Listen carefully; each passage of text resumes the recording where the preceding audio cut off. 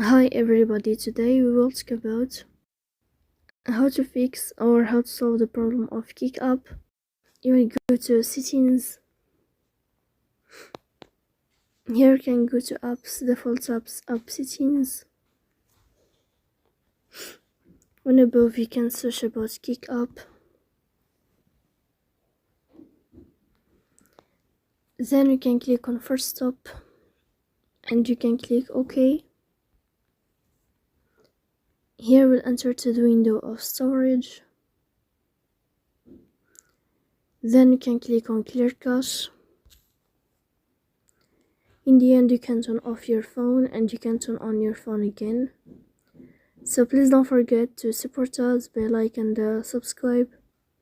See you next time in another video, and thank you for your attention and your watching.